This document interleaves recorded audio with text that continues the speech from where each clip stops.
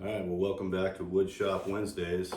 I said the next episode was going to be dollying some dents in the repair and repaint project on the CJ7, but it's another very rainy day today, and I don't know, I just decided to do some work in the shop because I have some components out here that also need to be refinished since I'm doing a full repaint, and one of them is this door, or both of the doors.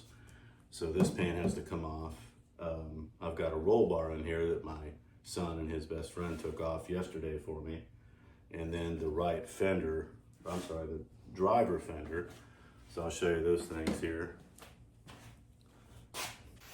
So here's one of the doors. This is I guess this would be the passenger door. And what I've got, I just taped this off. This is the inset on the door that's there.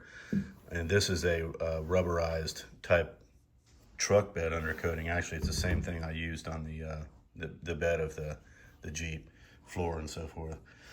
So I just taped this off for good measure. I'm not going to take this off because I'm going to actually freshen that up. I like the way that looks, especially when it ties into the hard top, when the black hard top is on the Jeep. So in any case, I've got to get all this paint off. And these doors were actually not in very good shape when I got them.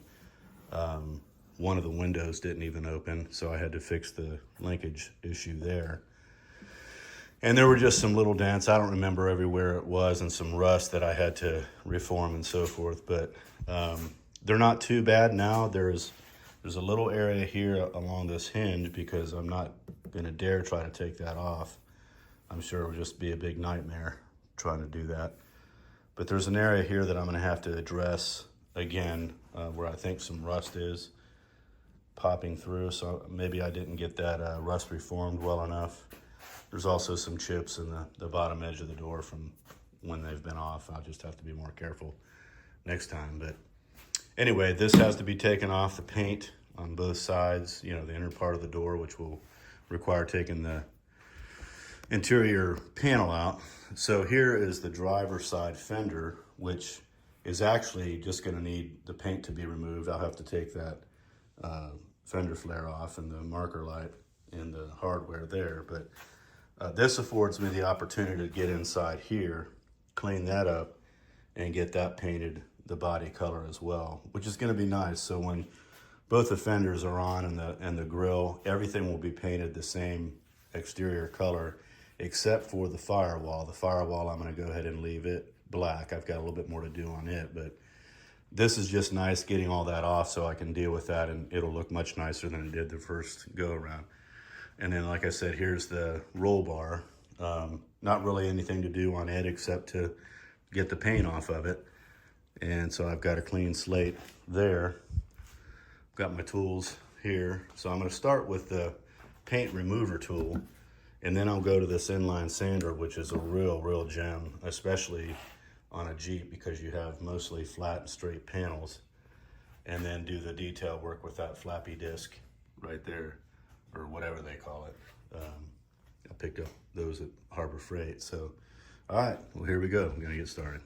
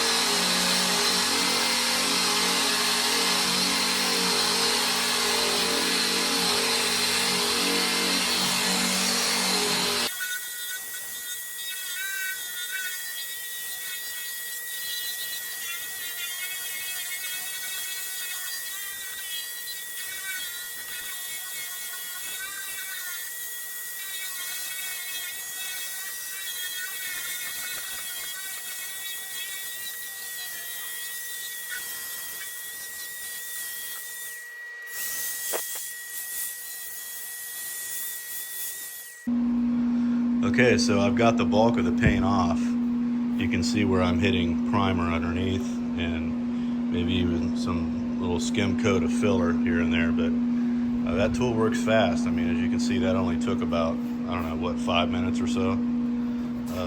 So now the next step will be to use the inline sander with some 80 grit on it and continue to work this panel.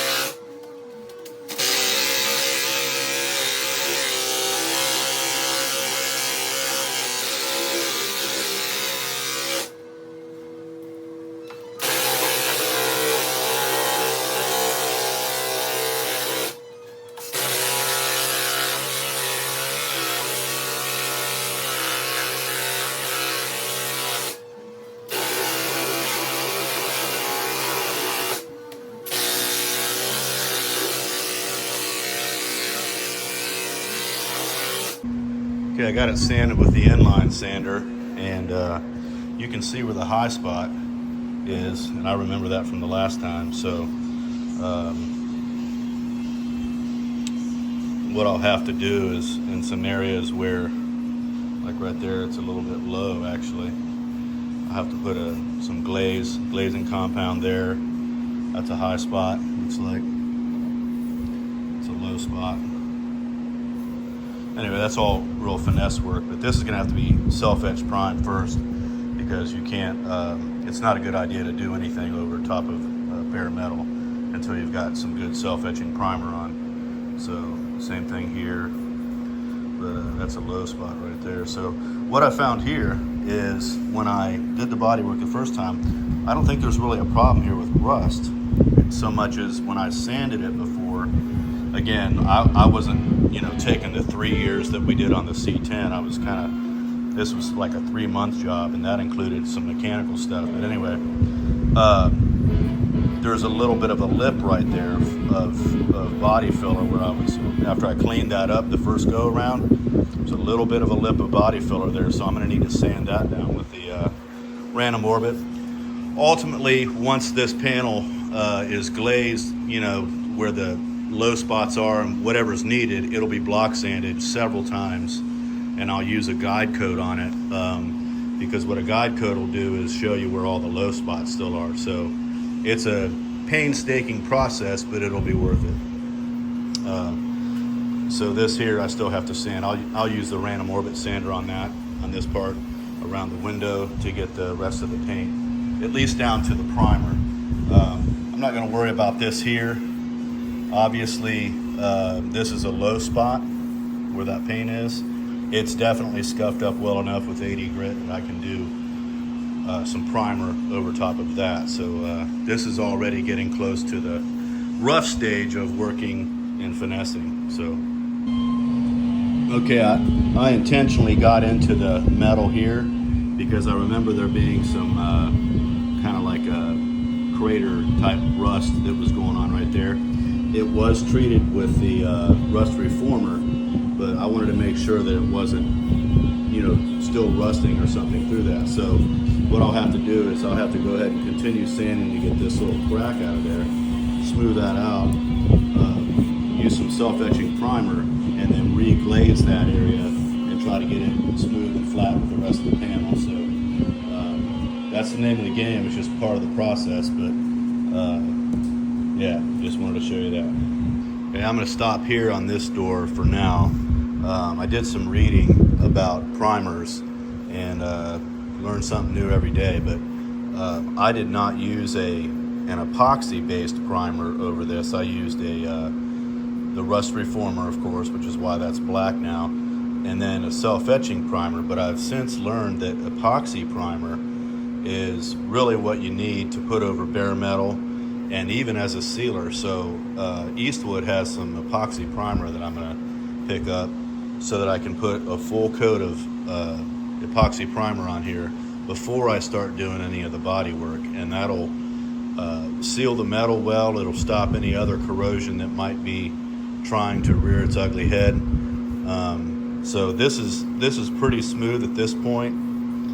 Things have been, I might take this down a little bit more, but this is a workable surface to begin putting just light body filler on. You know, the 3M glazing compound is what I use, and then start the block sanding process. But again, 2 good coats of the epoxy primer would be the base first, and then I'll start doing the body work and block sand, and then right before I paint it, I'll put a sealer coat of the epoxy primer on, and that will take care of, that'll lock everything down before the base coat and clear coat go on. So, all right, that's gonna be it for today.